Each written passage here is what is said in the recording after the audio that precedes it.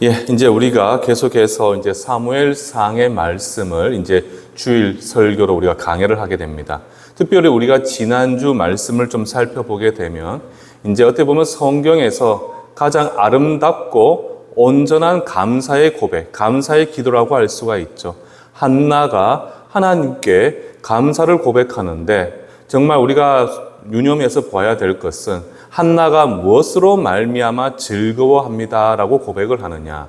한나는 늦은 나이에 뒤늦게 얻은 아들 사무엘로 말미암아 즐겁습니다라고 고백을 하는 것이 아니라 그녀는 바로 여호와 하나님 한 분만으로 말미암아 즐겁습니다. 이렇게 그녀는 믿음을 고백을 합니다. 그러니까 우리 인생에 있어서 우리가 감사를 고백해야 되는 것은 무언가를 내가 하나님 은혜로 받았기 때문에 하나님께서 나에게 무언가를 선물로 주셨기 때문에 그 은혜로 말미암아 우리가 감사를 고백하는 것이 아니라 우리는 하나님 한 분, 오직 여호와 하나님 한 분 그 자체만으로 우리는 기쁨과 감사를 고백할 수가 있어야 합니다. 이게 바로 우리의 참 감사의 대상, 감사의 고백의 이유가 되어져야 하는 거죠. 자, 그리고는 이제 다음 주에는 이제 사무엘이 본격적으로 등장을 하게 되는데 바로 한나의 감사의 고백과 사무엘의 등장 중간에 바로 오늘 무엇이 등장을 하느냐? 오늘 우리가 함께 살펴보게 될 본문의 말씀. 당시 시대의 제사장이었던 홈니와 비느하스의 이제 이 내러티브가 이 중간에 위치를 하게 됩니다. 자, 그런데 우리가 이제 의구점이 생기죠. 한나가 감사를 고백을 했고, 이제는 이제 또 이스라엘 민족을 구원할 또 한 사사여 또 선지자가 사무엘이 세워지게 되는데, 왜 그 중간에 바로 이 홈니와 비느하스의 내러티브가 포함되어져 있을까? 왜 사무엘상 기자는 이 내용을 이 사이에 첨가했을까? 그런데 분명한 사실은 이 내용을 통해서 우리로 하여금 정확하게 알라는 겁니다. 바로 영적으로 부패하고 타락한 영적 사사기 시대, 이러한 시대를 상징하고 예표하는 뚜렷한 모습들이 있다는 거죠. 그리고 그 모습들을 상징적으로 나타내 보이는 인물들이 바로 누구냐? 바로 오늘 본문에 등장하게 되는 홈니와 비느하스가 된다는 사실입니다. 자, 그런데 여러분들 홈니와 비느하스는 여러분들 잘 아시는 바와 같이 당시 엘리 대제사장, 그 대제사장의 아들들입니다. 그렇기 때문에 그들의 신분은 바로 무엇이었느냐?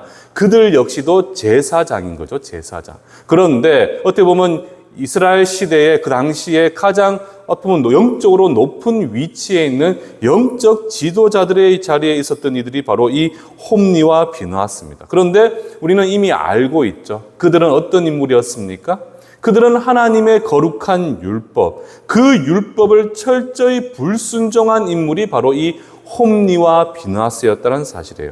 우리는 오늘 이 본문을 통해서 우리는 크게 이제 이러한 시대를 잘 보여주는 크게 네 가지의 상징적인 모습들을 살펴보면서 이러한 모습들이 오늘날 한국 교회에 어떠한 영향을 미치고 있는가라는 것을 우리가 한번 살펴보고자 합니다. 자, 그래서 이제 본문으로 들어가서 첫 번째 그 시대 영적 타락을 예표하는 그 모습이 무엇인가라고 보았을 때 첫 번째는 바로 무엇이냐? 바로 백성들의 영적인 무지입니다. 영적인 무지. 그러니까 12절 말씀에 보시게 되면 이제 그들에 관해서 이렇게 표현을 하고 있죠. 엘리의 아들들은 행실이 나빠 여호와를 알지 못했다. 그러니까 지금 보십시오. 분명히 지금 사무엘상 기자는 뭐라고 이야기를 합니까? 엘리의 아들들은, 이들은 바로 제사장 홈니와 비느하스입니다. 그런데 그들이 행실이 나빠 여호와를 알지 못하더라. 근데 여러분들 제가 말씀을 드렸잖아요. 지금 엘리의 아들들이 행실이 나쁜데 그 이유로 성경이 뭐라고 이야기하느냐? 그들이 여호와를 알지 못했기 때문에 그들이 행실이 나빴다라고 이야기를 합니다.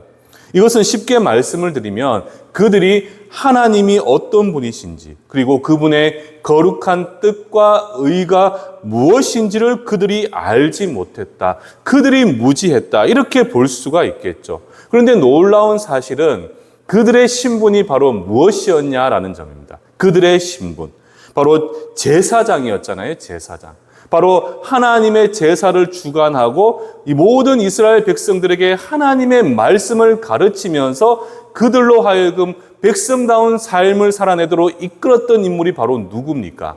바로 제사장이에요. 제사장. 그런데 그들은 제사장이었지만 어떻게 보면 한편으로 정말 율법을 몰랐을 수도 있고 혹은 율법을 알고 있음에도 불구하고 율법을 향한 불순종이 얼마나 큰 죄인지를 그들은 깨달아 알지를 못했다라는 사실입니다.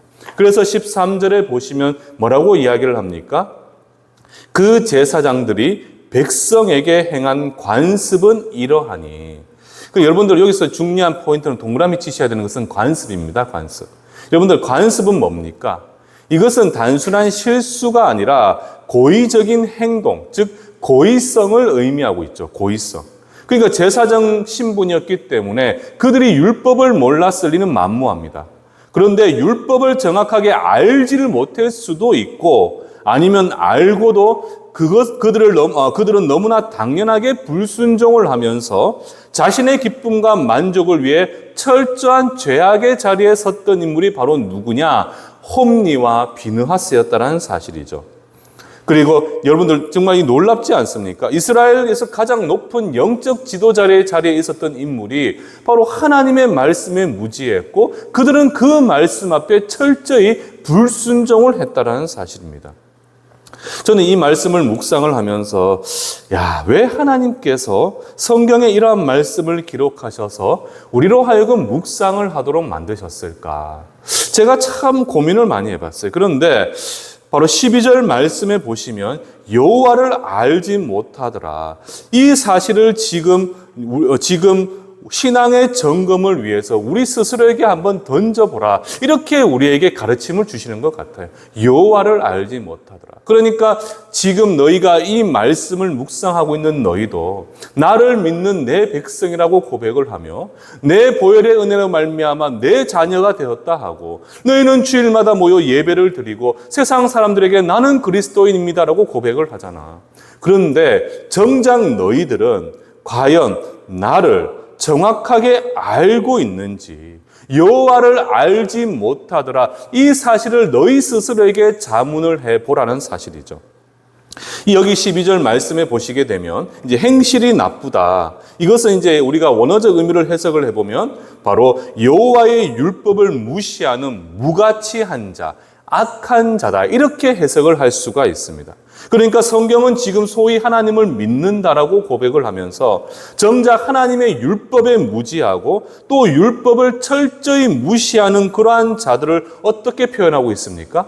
바로 여호와 앞에서 정말 행실이 나쁜 바로 악한 자들이며 여호와 하나님께는 무가치한 존재에 불과하다. 이렇게 성경이 우리에게 이야기를 하고 있습니다. 이건 너무나 여러분들 무서운 이야기입니다. 내가 하나님을 믿는다고 고백을 하고 내가 하나님의 백성이라고 하지만 하나님의 말씀도 알지 못하고 그 말씀을 쫓아 순종하지도 않고 너무나 당연하게 그 하나님의 거룩한 뜻을 우리가 무시하고 깡그리 우리가 무시하는 삶을 살아간다는 것, 그것은 하나님 보시기에 어떤 모습이라는 겁니까? 너무나 내 앞에 악한 행동, 악하다는 것은 범죄 죄악이잖아요. 악할 뿐만 아니라 나에게 있어서 무가치한 존재에 불과하다. 이렇게 지금 하나님께서는 우리에게 경고의 말씀을 주고 계신다는 겁니다. 그렇다면 지금 오늘 이 말씀을 묵상하고 있는 우리는 과연 하나님 보시기에 어떠한 모습으로 비춰지고 있을까? 한번 우리가 고민을 해봐야 되겠죠. 나 스스로 예수를 믿는다고 고백을 하고 그래서 소위 교회를 다니고 있으니까 그리고 또 교회에서 내가 직분을 가지고 있으니까 내 믿음과 구원은 보장을 받았어. 확실히 보장을 받았어. 이렇게 우리가 안도하고 만족하고 있지는 않은지. 여러분들 13절에 제가 동그라미 치라고 했던 그 관습이라는 단어는 결코 실수가 아니라 고의적인 것을 이야기를 하잖아요. 이것은 여러분들 어떤 의미를 가지고 있겠습니까? 야고보서 4장 17절의 말씀에 보시면 야고보 사도가 뭐라고 이야기하고 있죠? 선을 알고도 행하지 않는 자는 죄라고 이야기를 하고 있잖아요. 똑같다라는 사실이에요. 바로 야고보 사도가 경고했던 선을, 즉 율법을 알고도 행하지 않는 그 죄에 해당이 된다는 사실입니다. 사랑하는 성도 여러분들, 여러분들이 기억하셔야 되는 것은 정말 우리가 살아가는 이 시대가 얼마나 영적으로 악하고 타락했는지, 부패했는지 체크하는 첫 번째 요소가 바로 무엇이냐? 내가 과연 그 말씀에 얼마나 무지한지, 그리고 그분의 거룩한 의와 뜻을 알고나 있는지, 더 나아가 과연 나는 그러한 영적 무지 가운데 관습에 따라 주의 뜻을 알고도 행하지 않는 그런 죄악된 모습을 보이고 있지를 않은지.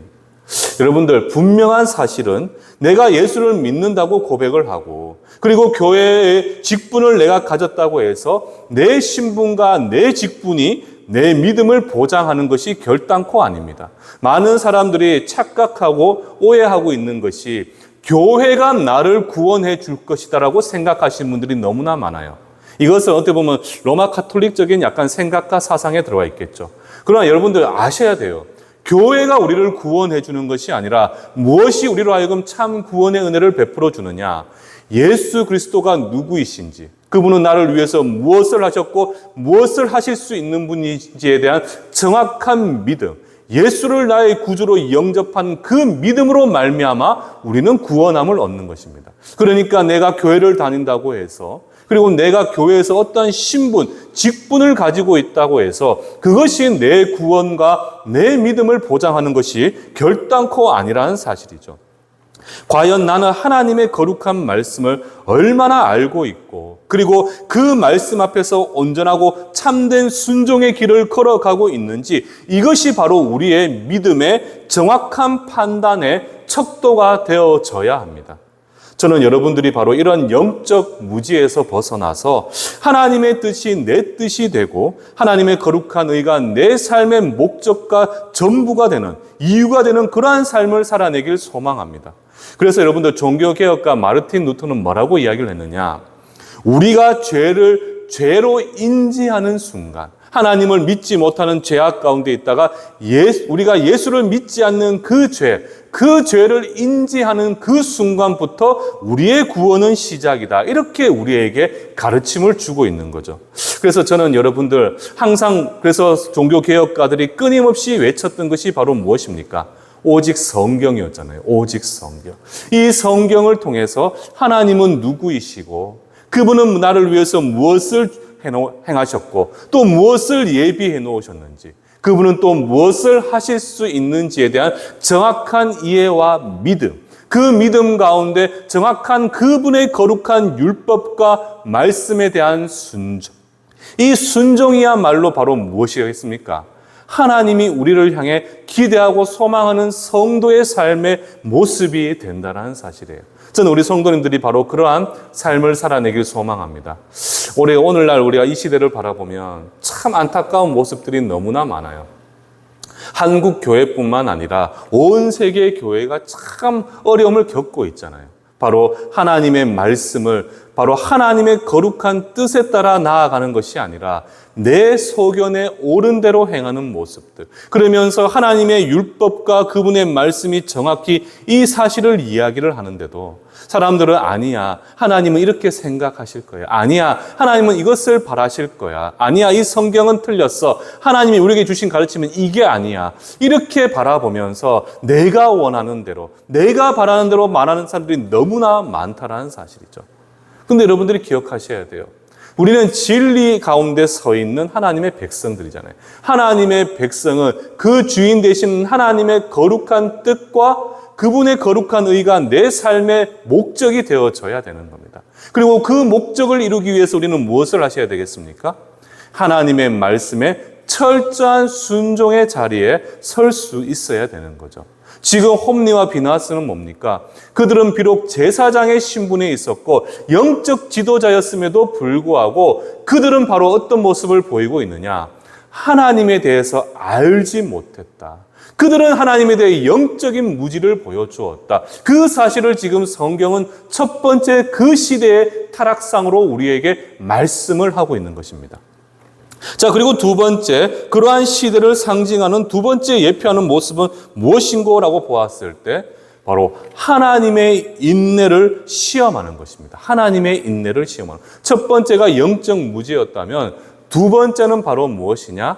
하나님의 인내를 시험하는 것. 무슨 말이냐 하면 13절과 14절에 보시면 하나님께 드리는 그 제사와 관련이 해서 어떤 문제가 발생하죠. 그런데 우리가 이제 신명기 18장 3절에 보시면 제사장들은 따로 분깃이 있는 것이 아니라 그 제사 때 드려지는 그 제물 가운데 자신에게 주어진 몫이 있습니다.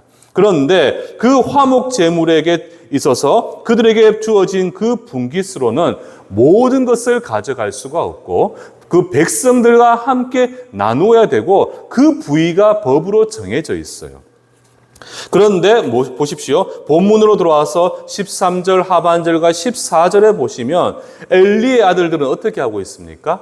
바로 사환들을 시켜서 그 손에 새 살 갈고리를 가지고 와서 14절에 보시면 솥에 넣고 쑤셔가지고 어떻게 합니까? 건져지는 모든 것을 가져갔다. 이렇게 지금 우리에게 이야기를 하잖아요. 놀랍지 않습니까? 분명히 제사장에게 주어진 분깃은 신명기 18장 3절에 정확하게 하나님의 법으로 정해졌잖아요. 하나님으로 법으로 정해졌는데 지금 제사장의 신분이 있던 홈리와 비낫은 어떻게 합니까? 그들은 그렇게 하지를 않고 있다는 사실이죠. 바로 갈고리로 해가지고 그 걸리는 모든 고기를 자신들이 다 취했다라고 이야기를 합니다. 율법에 정해놓은 양보다 더 많은 양을 백성들에게서 갈취를 하고 있는 그러한 모습을 보여주고 있는 거죠. 그런데 놀라운 일은 이러한 일을 한두 번에 그치는 것이 아니라 제가 앞에서 말씀드렸죠. 관습이었다고, 관습. 그들은 고의적으로 제사를 드리러 오는 모든 사람들에게 관습처럼 이것이 율법에 어긋나신 짓임을 알매도 불구하고 그대로 행하는 모습을 보여주었다는 사실이에요. 결국 이것이 말하는 바가 바로 무엇이겠습니까? 이것은 바로 무엇을 보여줍니까? 인간의 탐욕에 대해서 보여줍니다. 인간의 탐욕. 특별히 물질에 대한 탐욕. 그 재물에 대한 정욕으로 말미암아 그들은 하나님의 그 법을 깡그리 그들은 무시하고 불순종하고 있습니다. 왜 이게 무서운 줄 아십니까? 왜 이게 무서울까요? 하나님의 인내를 시험하는 것도 무섭지만 그 중간에 그렇게 만들었던 물질에 대한 탐욕, 우리 안에 물질에 대한 정욕, 이게 왜 무서우냐? 여러분들 어느 순간부터 이 탐욕이 나를 지배하게 된다면, 이 물질에 대한 생각이 나를 지배하게 된다면 하나님을 계셔야 될 그 자리에 하나님이 계시지 않고 우리는 무엇을 올려두게 되겠습니까? 물질을 올려두게 된다는 사실이에요. 물질을 올려. 그러니까 우리가 경배하고 영광 돌리는 그 대상이 하나님이 아니라 하나님은 어떻게 보면 저 자리에 내팽겨치게 되고 어느 순간부터 그 자리에 물질을 올려두게 되면서 물질이 어느 순간부터 저와 여러분들의 우상이 되어질 수가 있다는 사실입니다. 오늘날과 같은 시대에 정말 우리로 하여금 끊임없는 믿음을 떠나게 만드는 그 이유가 바로 무엇입니까? 바로 물질적인 부분이잖아요. 물질적인 부분. 그러니까 물질을 숭배하고 물질을 숭상하고 물질만을 바라보다 보니까 하나님께서 받아야 될 그 영광의 자리에 하나님은 계시지 않고 어느 순간부터 물질이 내 삶의 전부가 되고 내 인생의 목적이 되고 물질이 나에게 우상이 되어서 어느 순간부터 우리는 물질을 통한 우상 숭배의 죄에 빠질 수가 있다는 사실입니다. 그런 죄를 끊임없이 반복적으로 알고도 행하다 보는 것은 결국 무슨 뜻이겠습니까?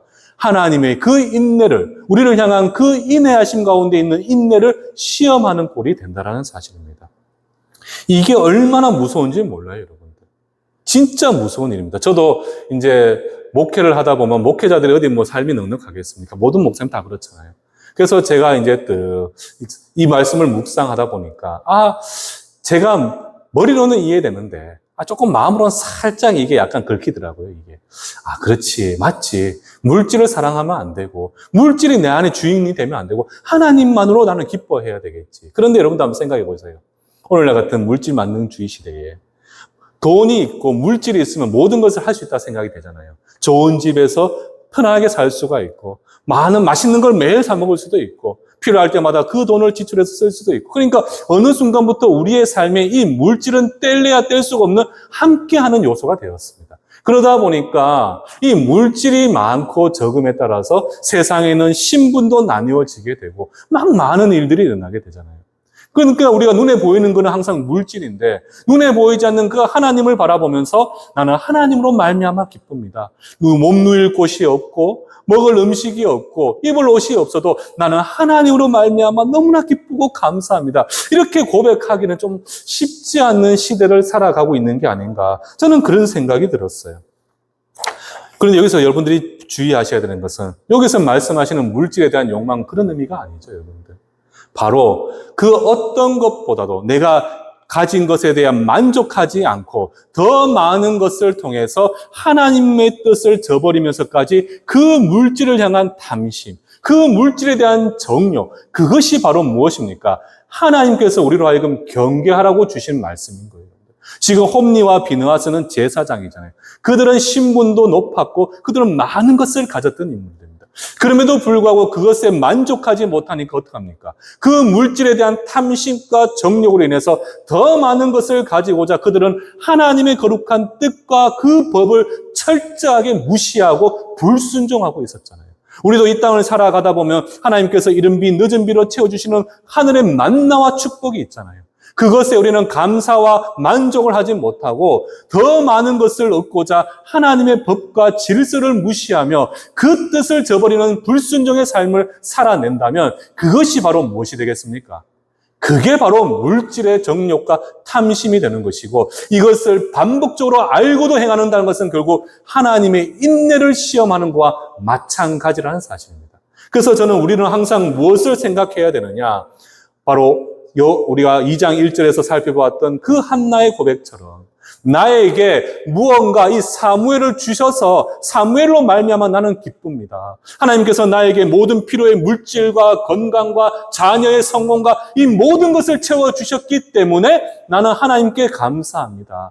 이런 고백이 아니라 한나가 고백했던 것처럼 이 모든 것을 내려놓고 나는 하나님 한 분만으로 즐겁습니다. 하나님이 지금도 살아 역사하셔서 나와 함께 하신 것, 그것만으로 나는 만족합니다. 지금 내 삶에 이러한 양식을 주시고 육신의 건강을 주시고 이렇게 주일 모여 하나님 앞에 참된 경배와 영광을 올려드릴 수 있도록 해주신 하나님, 그것만으로 나는 만족하고 감사합니다. 이런 믿음의 고백을 할 수 있을 때 여러분들, 하나님은 그 감사의 고백 가운데 우리의 모든 필요를 채워주시고 여러분들의 나아가는 모든 인생길 가운데 친히 함께 하심을 통해서 여러분들의 모든 삶 가운데 하나님의 채워주심의 은혜를 여러분들이 바라볼 수 있도록 은혜를 베풀어 주시게 됩니다. 그래서 여러분들이 기억하셔야 돼요.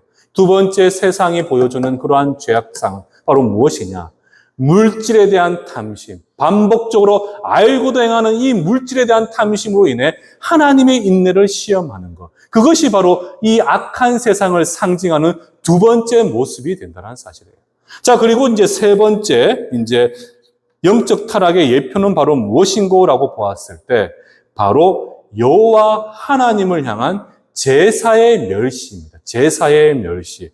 그러니까 우리가 15절과 16절을 보시게 되면, 자, 홈니와 비나스가 여호와께 제사를 드릴 때 직접적으로 그 제사를 모욕하는 행위가 나오게 되죠.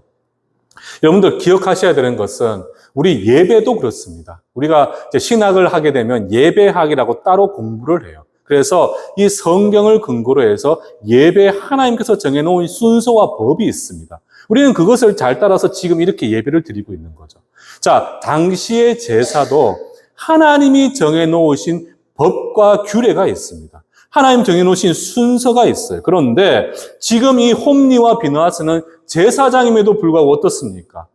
그 모든 것을 깡그리 무시하고 그 무시함을 통해서 어떻게 합니까? 하나님의 제사를 멸시하고 있다는 사실이에요. 우리가 이제 제사를 드릴 때 보면 아까 앞에서 제가 말씀드린 분깃이 있다고 그랬잖아요. 제사장에게 돌아가는 몫이 있습니다. 자, 그런데 그 몫을 떠나서라도 제사를 드리는 제물이 바쳐집니다. 근데 그 제물 가운데 이제 그 기름기 있는 거. 그러니까 어떤 순양이든 순염소든 그 바쳐진 제물 가운데 지방 부분, 그 기름 부분은 무조건 하나님 앞에 드려지기로 되어 있어요. 그게 법입니다. 그런데 그 부분이 맛있으니까 어떻게 합니까? 이 홈니와 비느하스는 너무나 당연하게 그것을 가지고 자신의 몫으로 취해버려요. 이게 결국 무엇을 의미하겠습니까, 여러분들? 그것은 여호와께 드려질 여호와의 것을 훔치는 행위잖아요. 여호와의 것을 훔치는 행위. 그리고 여호와께 드려져야 하는 그 제사를 회방하고 있는 모습과 똑같다라는 사실이에요. 자, 그래서 이것을 관해서 17절에 사무엘상 기자는 뭐라고 표현을 하고 있느냐? 이들의 행동을 여호와의 제사를 멸시했다. 이렇게 사무엘상 기자가 평가하고 있다는 사실이에요. 놀랍지 않습니까, 여러분들? 그럴 수도 있겠죠. 하나님께서 정해놓으신 법과 그 순서를 좀 놓칠 수도 있고, 그렇게 안 할 수도 있겠죠. 생각할 수는 있겠죠. 그러나, 분명한 사실은 하나님께서 법으로 정해놓으셨다면, 그것은 우리가 하고 말고 우리의 판단의 몫이 아닙니다. 뭐든지 여러분들 기억하셔야 되는 것은, 성경에 기록된 것은 내 판단에 따라서 내 자유대로 할 수 있는 것이 아니라 이것은 하나님의 거룩한 법과 질서입니다. 이것은 반드시 말씀대로 지켜져야 되는 거예요.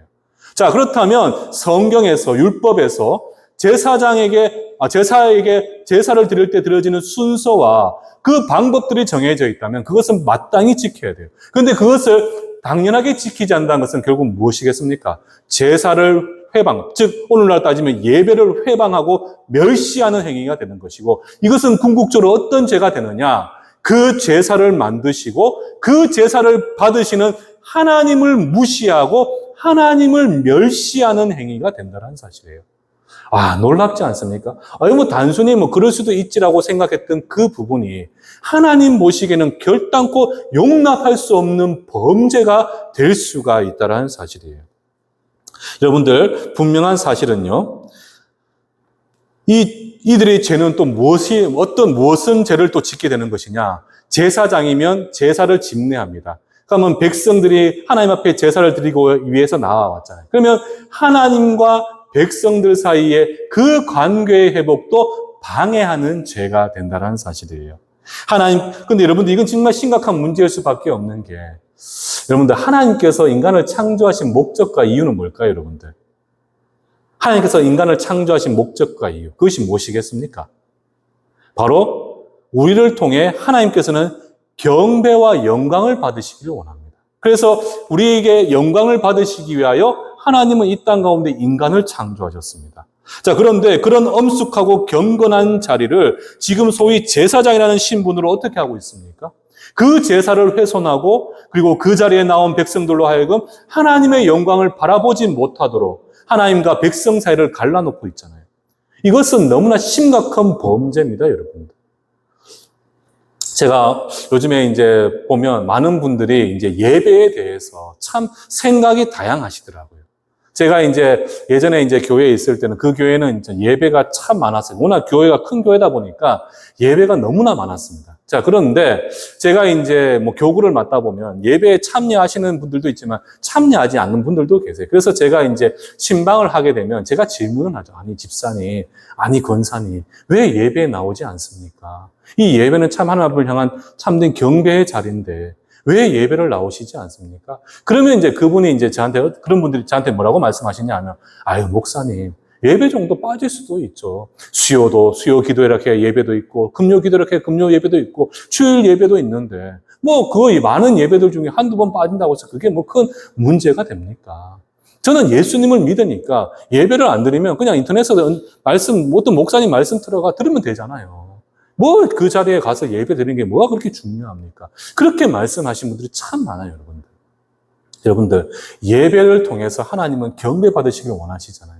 그리고 인간이 창조되어진 목적은 하나님을 영광 돌리기 위함입니까? 이 예배는 너무나 귀하고 엄숙하고 거룩한 자리입니다, 여러분들. 이 한국교회가 지금 영적으로 무너져가고 있고 약해져가는 이유 중에 하나가 바로 뭐냐 하면 이 제사로 대표되어지는 예배, 그 예배에 대한 멸시와 그 의미의 훼손 때문에 지금 이렇게 한국교회가 점점 무너져가고 있는 것 아니겠습니까? 예배는 하나님을 향한 참된 경배와 영광을 올려드림을 통해서 나를 향한 주님의 십자가 보혈의 은혜를 기억하는 복된 시간이에요.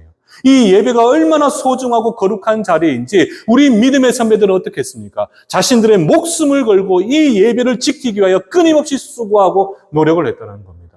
하나님께서 홀로 영광 받으셔야 될 이 거룩한 예배의 자리, 이 예배의 자리는 여러분들 단순히 참여하고 말고 대충 드리고 말고가 아니라 마음과 뜻과 정성을 다해 참여하며 그렇게 영광 돌려 올려야 되는 자리가 바로 이 예배의 자리라는 거예요.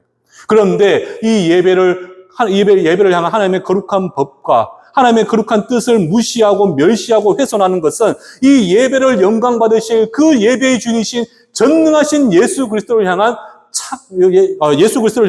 멸시와 무시, 그리고 그 예배를 어떻게 보면 훼손하는 것과 마찬가지라는 사실입니다.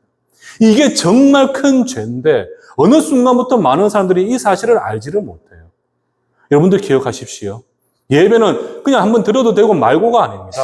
이 예배는 하나님이 임재하는 자리에서 모두가 하나님께 경배와 영광을 올려드림을 통해 나를 위해 죽기까지 사랑하신 예수의 십자가의 보혈의 은혜를 가슴 깊이 새길 수 있는, 그 은혜를 만끽할 수 있는 복된 자리입니다, 여러분들. 그래서 여러분들은 예배를 그 어떤 것보다도 우선시하면서 최선을 다해야 돼요, 최선을 다해요. 저는 정말 여러분들께 꼭 말씀을 드리고 싶어요. 예배는 드리고 말고 할 자리가 아닙니다, 여러분들. 특별히 우리 자녀들 보면요. 우리 어린 자녀들 시험 기간이 되면 예배에 자꾸 빠지게 되고, 자꾸 우리 부모님들이 야, 학원 가야지, 어디 교회를 가? 그런 이야기를 제가 참 많이 들어요. 여러분들, 그래서는 안 돼요, 여러분들. 우리 어린아이가 어린 시절부터 이 예배에 대해서 세상과 타협하는 법을 배우게 된다면 이 아이가 머리가 굵어졌을 때, 어른이 되었을 때 어떻게 되겠습니까? 이 아이들은 결단코 세상과 타협하면서 예배를 가까이 하지 않게 된다는 사실이에요. 얼마나 두려운 일입니까, 여러분들? 예배를 가까이 하지 않는데 어떻게 하나님을 만나고, 예배를 가까이 하고 참여하지 않는데 어떻게 하나님의 영광을 바라볼 수가 있겠습니까, 여러분들? 다시 한번 말씀을 드립니다. 우리 믿는 자들에게서 신앙생활에 가장 우선이 되어야 되는 것은 바로 예배의 회복입니다. 예배의 회복. 예배가 회복되게 될 때 우리의 영혼이 회복되어지게 되고, 우리의 삶 역시 전체가 예배로서 드려지는 은혜의 삶을 살아내게 된다면, 여러분들 하나님의 능력을 온전히 바라보면서 주의 손을 의지해서 우리는 앞을 향해 나아갈 수 있는 담대함과 용기를 얻을 수가 있게 되는 것이고, 모든 삶 가운데 그 예배의 주인 되신 하나님이 나의 주인이 되어주셔서 모든 시련과 환난과 고난 앞에서 참된 회복과 구원의 은혜를 바라볼 수 있도록 우리를 지켜주시게 된다는 사실이에요. 그렇기 때문에 여러분들 누구보다도 이 예배를 엄숙하고 거룩하게 드릴 수가 있어야 되는 겁니다. 자, 그리고 마지막으로 이런 영적으로 암울한 시기에 그 시기를 상징하고 있는 예표하는 모습은 바로 무엇인가라고 보았을 때, 이제 22절 보시게 되면, 이제 다음 주 또 살펴보게 될 이야기겠지만, 22절 우리 다 함께 한 목소리 한번 읽어보도록 하겠습니다. 시작.